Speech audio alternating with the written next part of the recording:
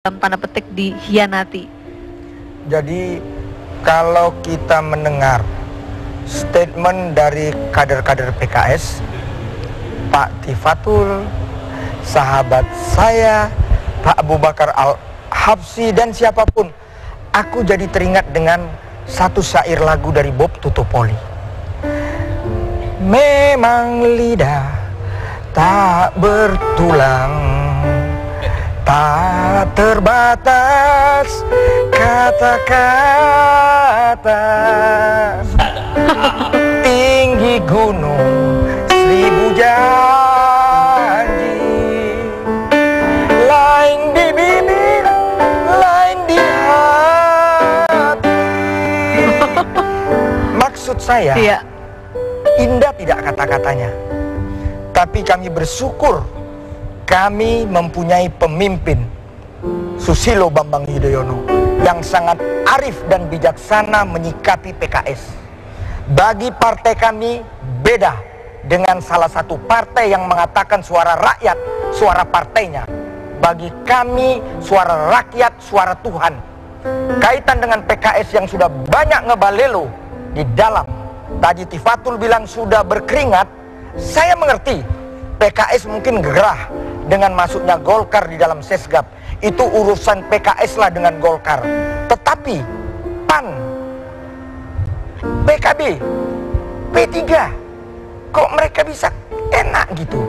Jadi maksud saya begini, Pak SBY itu selalu memimpin filsafat Jawa menang tanpa ngasoraki, menang tanpa orang lain merasa dikalahkan. Tapi lihat tadi suara telepon Sofian dari keluarga rakyat Indonesia dari Papua. Jadi Pak SBY ini tadi kan saya sudah katakan sebagai presiden yang langsung dipilih oleh rakyat, beliau mempunyai hak prerogatif kaitan dengan pemerintahan. Tapi kaitan dengan Sesgap, Bapak itu arif dan bijaksana. Kami juga nggak mau ya kalau ancam gertak sambal PKS, kami sudah capek. Tapi nyatanya kan nggak keluar-keluar. Kami juga tidak akan mengeluarkan. Nanti udah pencitraan lagi, belagak sedih, merasa dijolimi. Tapi kami ada Sesgap. Disinilah aku bangga dengan Pak SBY. Dari pertemuan kemarin itu kami ada lagi pertemuan yang lebih khusus, beberapa orang sebagai speaker. Saya katakan, Pak, aku bangga lihat Bapak. Betul, kita bawa ini di dalam Sesgap. Ini ide Bapak. Biarlah Sesgap, karena Sesgap lain udah gerah lihat PKS ini. Jangankan Sesgap, rakyat. Rakyat Ruhut tuh nggak pernah hadir di Sesgap. Saya selalu hadir. Bayangkan, yang ini tadi lihat nggak? Ini penonton ini lihat semua. Ini Abu Bakar dari tadi ngoceh kayak burung cucak rowo. Si Poltak Ruhut ini dia majalah. Jadi tadi pertanyaan saya belum dijawab. Dipotong-potong keberadaan PKS. Boleh potong. Boleh. Oke.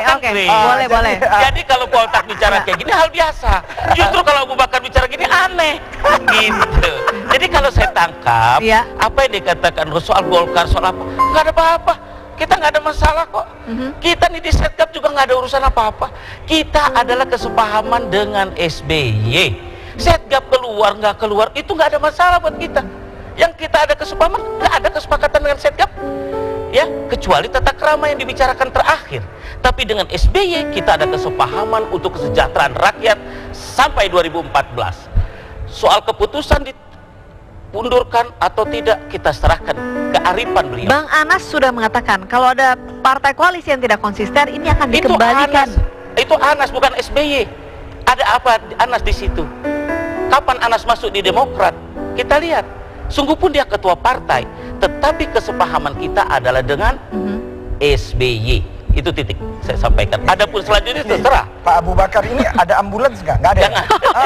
Tenang Pak, tenang. Ambulans nggak ada. Boleh panas. Tapi ada telepon. Ada telepon. Pak Adi dari Depok. Selamat malam Pak Adi. Selamat malam. Ya Pak Adi, silakan singkat saja. Namanya itu partisipasi. Saya kira begini, bahwa apa yang dihasilkan beberapa saat ini, kalau kita bicara parpol semuanya kan katanya membela rakyat. Itu seluruh Indonesia itu sudah rame dulu itu.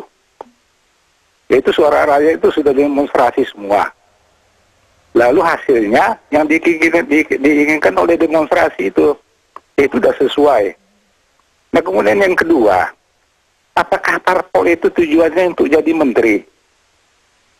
Nah kalau parpol jadi tujuan untuk jadi menteri, waduh nanti 2014 kita gak usah pilih parpol yang kepingin jadi menteri. Ya kalau nggak jadi menteri nggak apa-apa dah.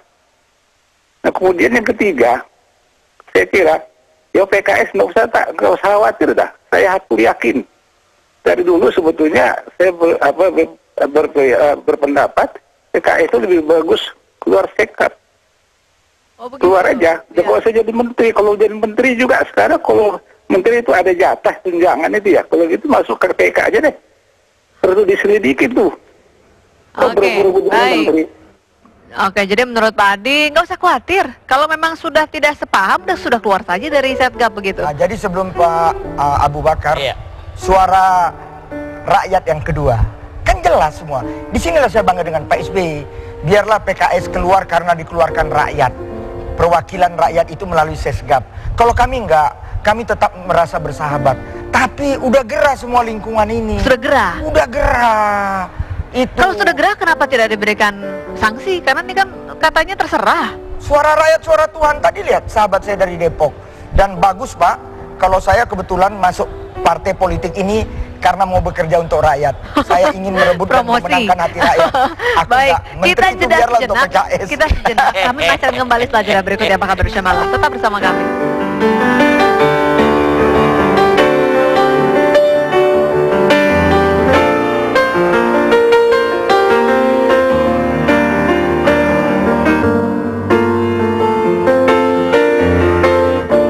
Tadi Bang Ruth sudah nyanyi, katanya lain di mulut, lain di hati. Nah kalau sudah begitu ceritanya, pertanyaan saya tadi belum dijawab. Jadi menurut Abang, dan juga tadi setelah ada pernyataan dari Bang Anas, posisi PKS dalam Setgap ini akan bagaimana nasibnya nanti ke depan?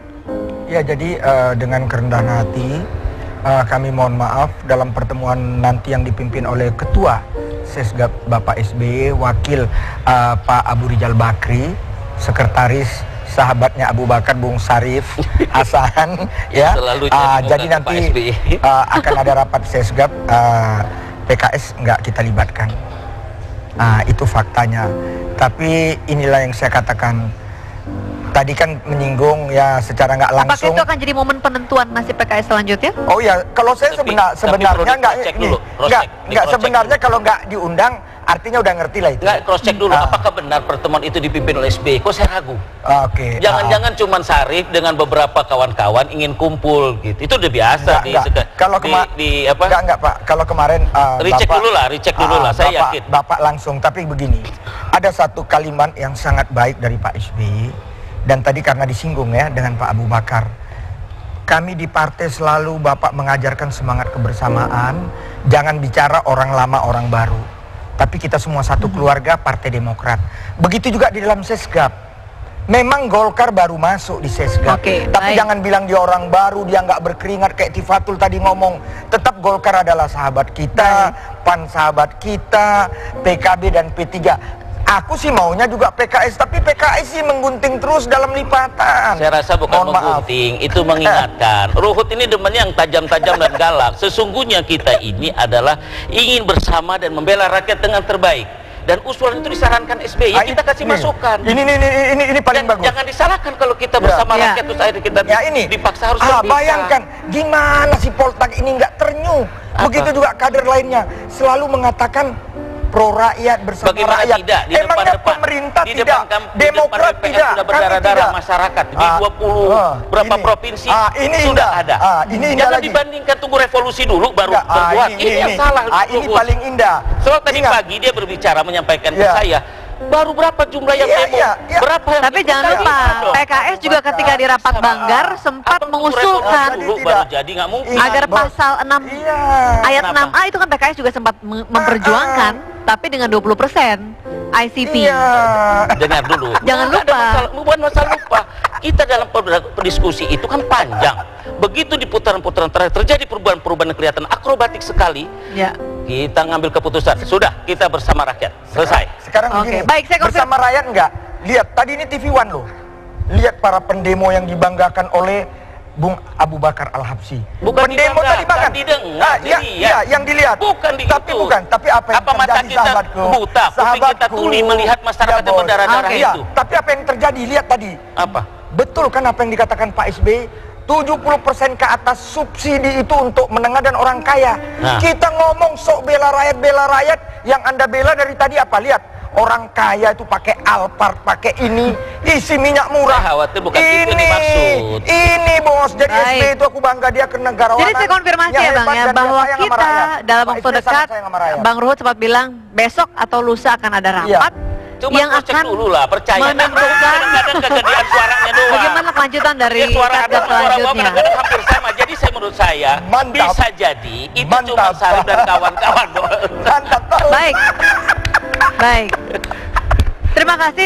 Kita akan tunggu dalam waktu dekat. Kalau benar, kalau dikonfirmasi bahwa ini rapat yang dihadiri oleh ketua Satgas, kita akan melihat seperti apa kelanjutannya, seperti apa perkembangan dari Satgas selanjutnya. Dan usai jeda berikut, terima kasih untuk abang-abang. Kita akan kembali informasi di mana ada seorang balita berusia 2 tahun yang tercebur ke dalam sumur dan ada upaya penyelamatan yang begitu dramatis untuk menyelamatkan si balita tersebut. Kami segera kembali.